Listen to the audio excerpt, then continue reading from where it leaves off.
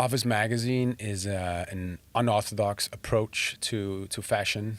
We feature the ones that you haven't heard about, and we like to fuck it up, for lack of a better word. If we work with someone, say Pharrell, we like to push this subject a little bit out of their comfort zone, and show them in a not so commercial light. We want to push you a little bit. We want to make you slightly uncomfortable.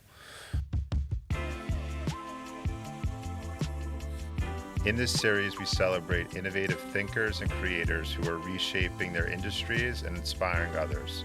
Today, I'm excited to welcome Simon Rasmussen, founder and editor-in-chief of Office Magazine. Simon has carved out a distinct space in independent publishing, blending raw energy with high fashion storytelling. We'll explore today how Office Magazine's evolution has come to be, Simon's creative philosophy, and what it means to run a magazine in 2025. You pronounced my last name really well. I take pride. Yeah, that was really good. I actually was going to ask you beforehand how to pronounce it, but I trusted my instincts. You did it better than I would do it. The name is a Danish name. It's a very common name, Danish name, yes. And you were just mentioning your move to New York happened about 15 years ago. Yes. What kind of led to Simon coming to New York? I felt something was pulling in me. I had to move. I had to get out of Copenhagen, get out of Denmark. For some reason, I also had to leave Europe. And New York was always a place for me to feel inspired, and there was just like an energy here that you can't really compare to anywhere else. And as a you consider yourself a creative. Correct, yeah. Do you feel like the creative community when you first moved here to today has many similarity or has changed a lot? In New York? In New York. There are still similarities. It's also changed a lot, which I think is a natural evolution happening in the creative industries. And you kind of, when you came here, Office Magazine took a few years to come to life? Yes. It took me a few years to figure out what did I actually want from this city, from this move, from the sacrifice. When I when I had the idea to start Office with a couple of friends of mine, it was very clear that was it. And ultimately, the inspiration to start it, you named it day one. It was called Office Magazine. That stood the test of time. Yeah. Office. We're conducting this podcast in an office building. Yeah. What ultimately inspired you to launch Office Magazine? I was the editor-in-chief of this other publication called Fat Man, F-A-T. A couple of friends of mine from Copenhagen had a magazine called Fat, F-A-T, Fashion Art Type. And I approached them and told them, or asked them if we could do a men's version of that, F-A-T Man, Fat Man. So we did. We made one issue, and on the back of that, I was like, okay, this is fun. I like this. I'm good at this. I want to do more. And they decided not to pursue issue number 2. So I was like, fuck it. I'm going to start my own magazine. And then I talked to my friend Xenia, who's a makeup artist, also from Denmark. And I approached another friend who's an art director, creative director, graphic designer, if he would be open to something like this, and he would. And then it was a done deal. Off to the races. Yeah. So when you start a magazine, this is the first time we're talking about starting a magazine. What does that even look like? Is it more coming up with everything in advance and then putting all the pieces together? And then what's like kind of the sequencing that one goes through to even start a magazine? You fuck around and you figure out. Yeah. I didn't have like a grand scheme plan. Yeah. I was just like, this is great. I want to do it. Let's do it. Oh, how do we do it? Oh, let's do this. Then we do that. And then one thing led to another. And do you feel like it's best to follow other people's lead that have done it before? Or were you guys taking such a fresh approach that it's almost like, yes, we'll listen to others, but we're blazing our own trail here? We looked at others on a bigger scale, like things we were inspired by, but also at the same time, we just doing our own thing. Yeah. And how long did it take between ideating that you were going to launch a new magazine? You already gone through a little bit of a step in that process with Fat Man. Mm-hmm. Now you're doing Office. From just like we're doing Office to the first edition coming out, how long do you think that took you? A few months. Okay. 3-4 months. Who was on the cover of the first edition? Wiz Khalifa, Camilla Monroe, and an office, like an empty office in Paris. And, when you hear this term independent magazine, which may make sense to you, how do you define what does it mean to be an independent magazine? To be broke. Is that from day one in perpetuity, or what are your options? Like educate me. Obviously you need some money to get something off the ground and printed. It was self-funded. Okay. For a few issues until we got a little bit of brands to back us, and we decided we couldn't afford to self-fund it anymore. And was it always print and digital from day one, or it started print and then it was solely print? We were very focused on print. That's what we wanted to do. That was our passion and love. And then a few years in, we were rolling out more, focusing more and more on digital. And now, kind of almost 10 plus years later, since the magazine's been in existence, like, what's really the biggest difference or change between that edition one and I'm sure now 100 plus editions or 50 plus? No, we're biannual. Okay. So we've published 21 issues. Okay. And last year, about this time, I decided to stop printing for a minute. Put it on pause, put it on hold. So for the last year or so, we've only done digital, only focused on social media and our website. And to even define yourself as a magazine doing only digital, is that something does that make sense to most people when they hear that we're a digital only magazine? I think because we did print for 10 years, people are like, okay, it's fine. Yeah. And had you asked me 10 years ago if I would ever consider just being, quote unquote, just being a digital platform, I would have said, what are you talking about? Right. Of course not. And now I'm like, you know what? It made sense. About a year ago, it also doesn't mean that we're not going to do print again. We are working on something right now that will be launched, that will be published in April and possibly also later in the year. So it's not because it's over, the print stuff, but it has to make sense on a business level as well. Do you feel like you have more or less flexibility being digital only in terms of how you create stuff? Oh, way more. It's way easier. Mm-hmm. Doing print is super hard. It's very difficult. Anyone who has ever worked at a print magazine knows this.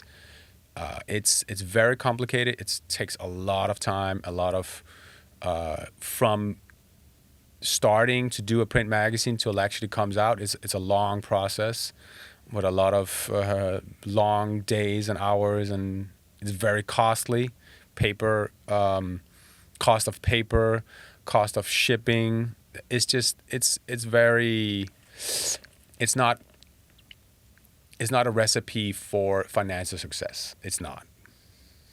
And when you're a creative launching a magazine as a business, do you feel like you're always walking that fine line between your creative goals versus your financial goals? 100%. And that's where, like, for 10 years, I was like, creative first. When our bank account was at zero, it's like, creative first. And then things in my life happened where, like, I'm skewing more and more business first. So that's where I'm at today.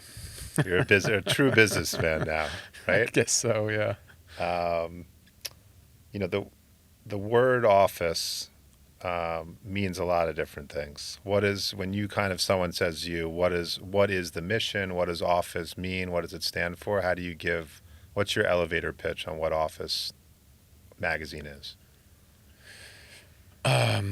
Office Magazine is an unorthodox approach to fashion.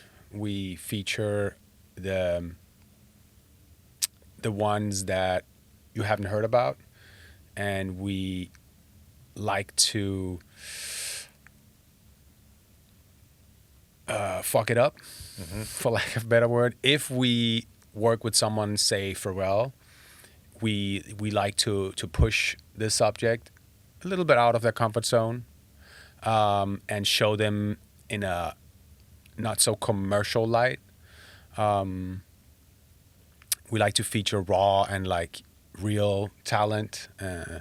We want to push you a little bit. We want to make you slightly uncomfortable, which is all true still. However, we have moved the magazine slightly more towards the middle lane over the past few years. We've on a passionate level, we've done, like, on a creative, passionate level, we've done amazing stuff. I'm so proud of all the things that Office stands for and is today.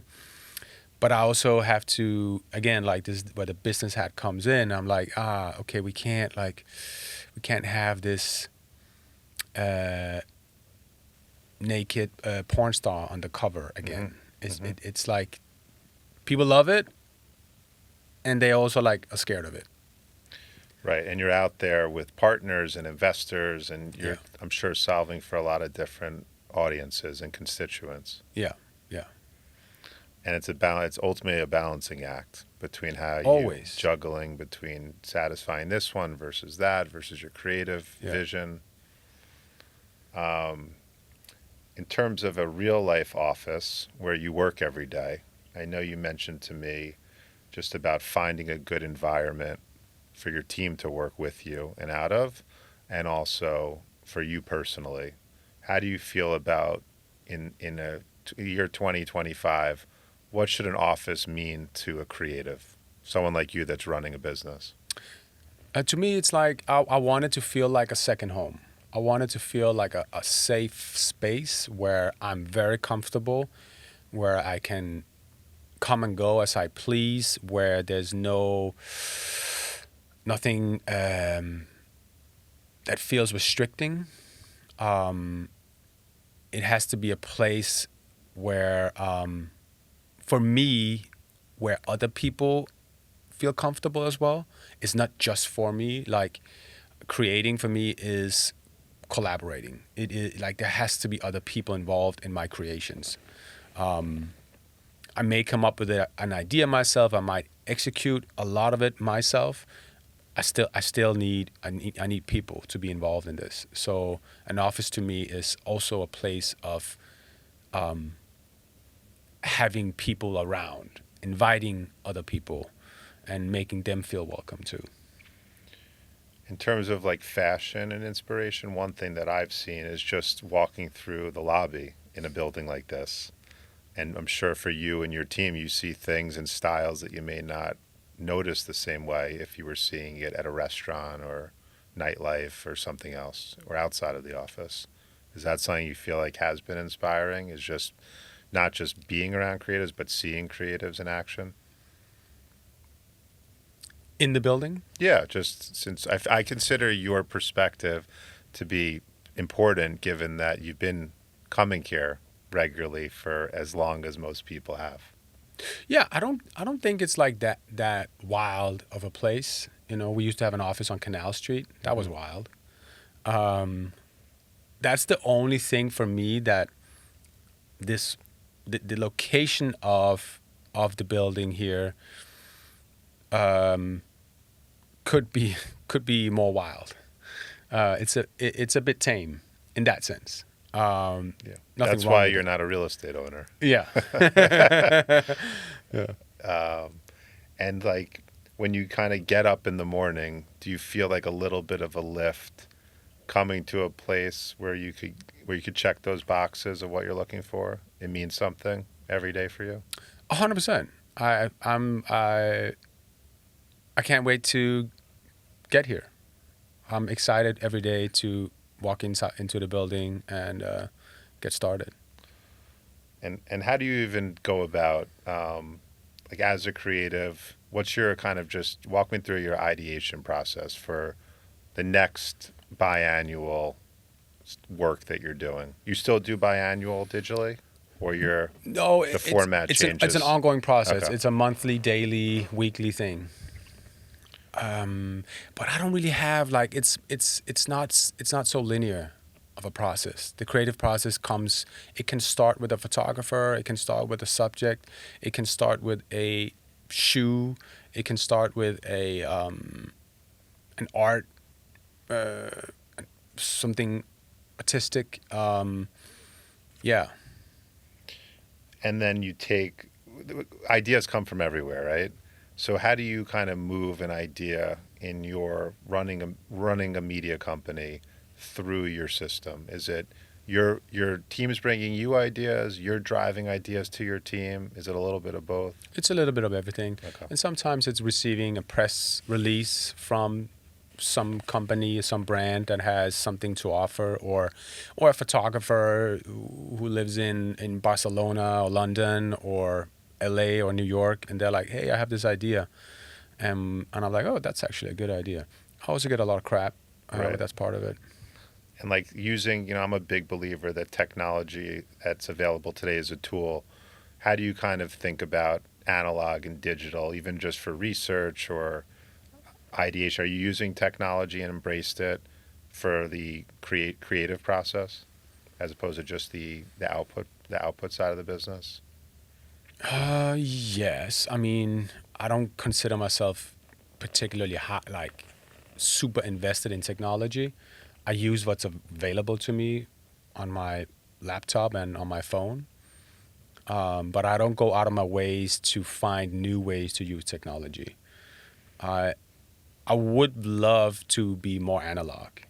And I do use real life art, whether it's in print or on a wall or as a sculpture or whatever shape or form it might come in.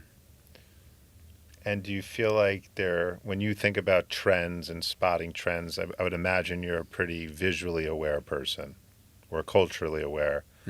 How do you kind of stay relevant on those fronts? What do you do either in your personal time or when your free time, downtime, to be inspired and to find new direction?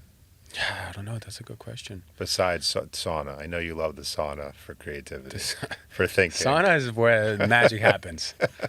But besides the sauna, I think there is something happens at the fashion weeks around the world, particularly in Paris, also New York and Milan and London, and other places.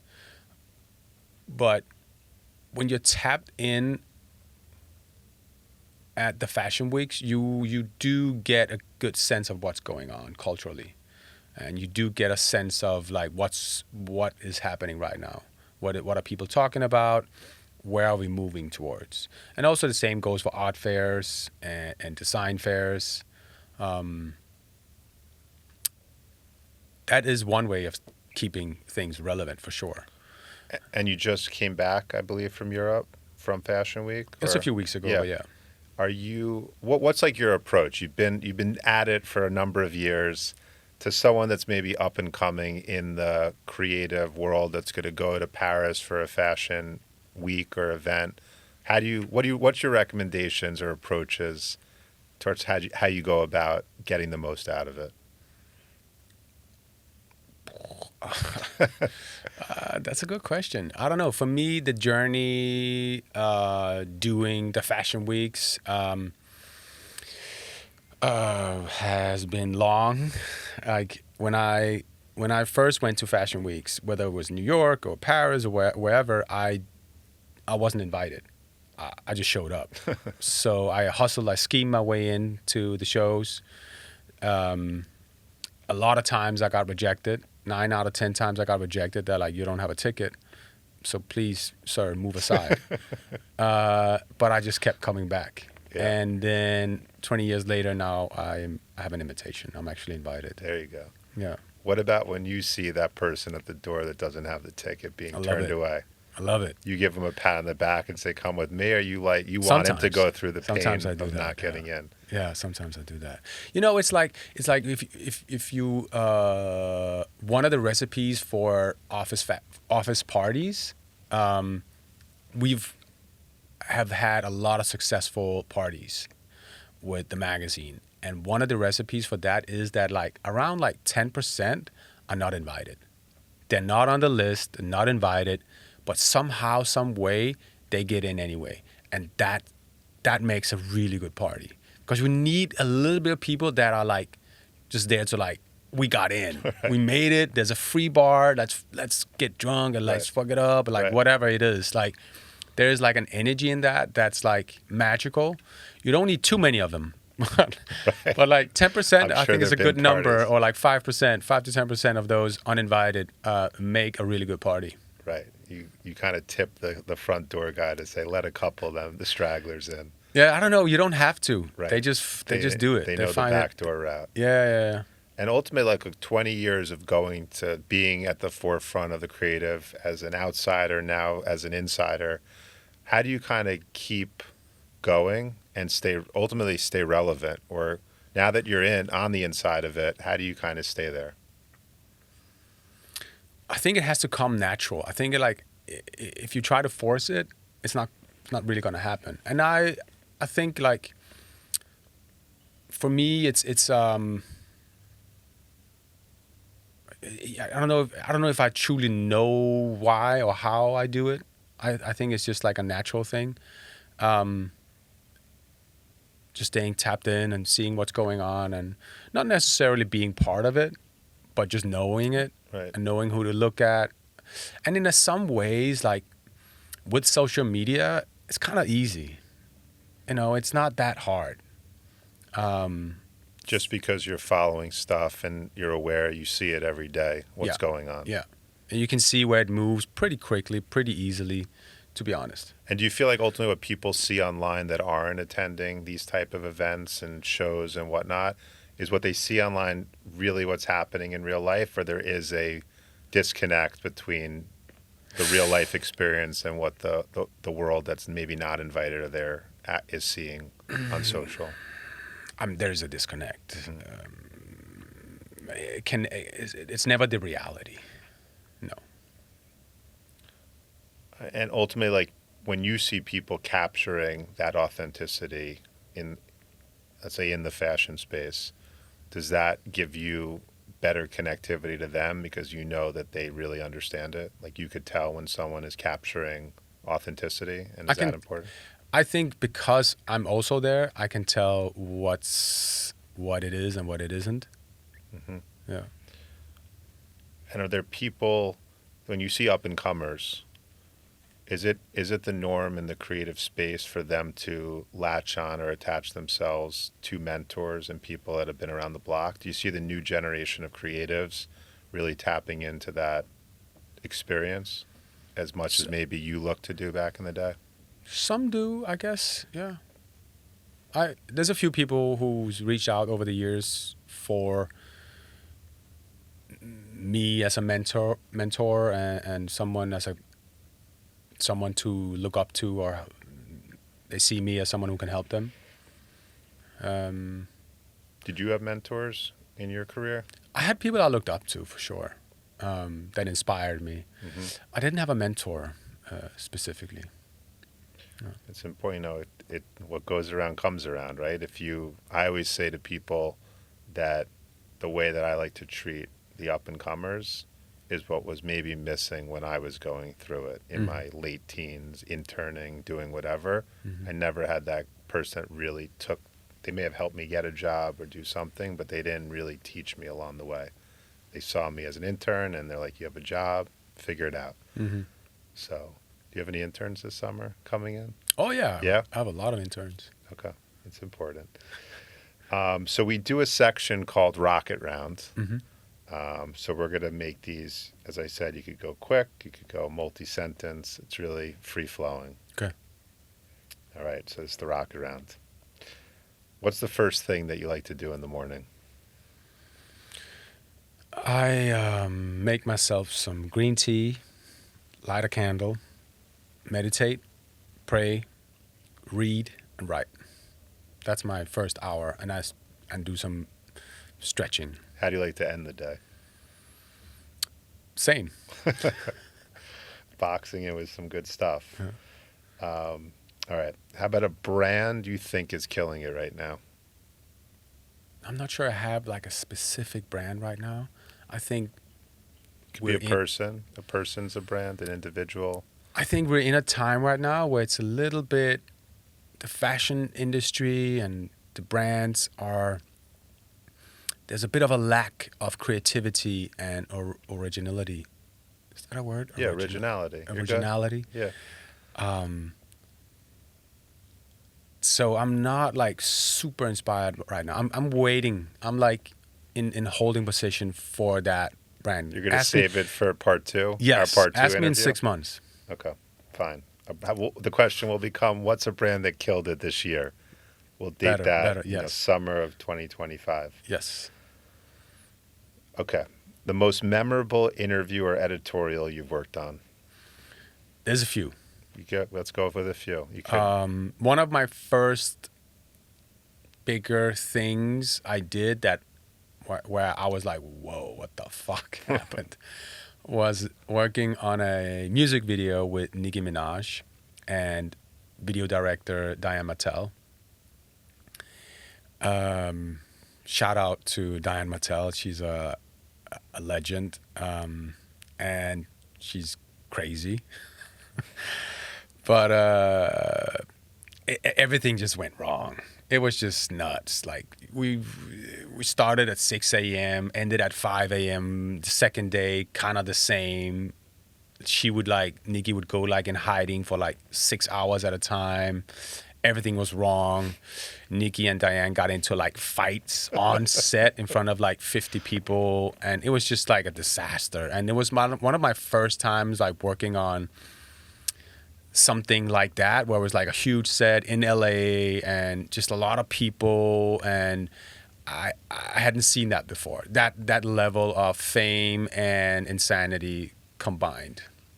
And I would like to give a shout out to also working with GQ on Dennis Rodman, stood out, Nicolas Cage, like amazing experiences for a kid like me who grew up in the 90s, and seeing those two characters were just icons. And like, I didn't, when I was a little kid, I never thought I would meet Dennis Rodman and never work with him. Right. And fun fact, he doesn't wear underwear ever, which is kind of funny, but whatever. Yeah. And also, when we did a shoot with Pharrell, Office Magazine, a few years ago, that was also like a great moment in the magazine's history, in my career as well. And those are just the moments that stand out to me. Oh yeah, maybe also the first time I hustled my way into a Comme des Garçons show in Paris back in like 2008 or something, 9 maybe, after trying for like many years and being rejected. And somehow I think the guys at the door, they were like, all right, just go in. Right. That was also a moment that stood out to me. I like that. Yeah. That's good. All right. A city that inspires you creatively. And New York City. Let's go. That's number one. Give me number two. Where else do you like to go in the world where you just always feel inspired? Paris. Okay. Predictable. But yeah. Still, I felt lame saying it. Great cities should be predictable, right? Yeah. All right. A book or podcast you recommend to fellow creatives? I don't know if this is specifically for my fellow creatives, but Eckhart Tolle is a dude that I like to listen to. super spiritual, knowledgeable, and just like delivering the goods that we all need to hear. It's not always fun. It's a little bit dry, but I like it. Okay. Favorite part of running Office Magazine? That I made it. I did it. If you weren't working in media and fashion, what would you be doing? I would be working with kids, I think. I'd be Doing? like a school teacher or Teacher? preschool or like something like that. Yeah. Playing football or soccer. Yeah.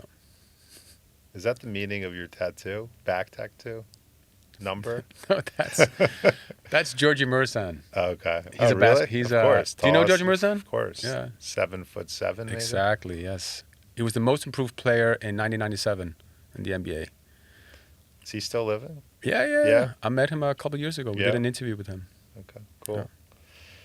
Best piece of advice you've received early in your career, which we know was not from a formal mentor?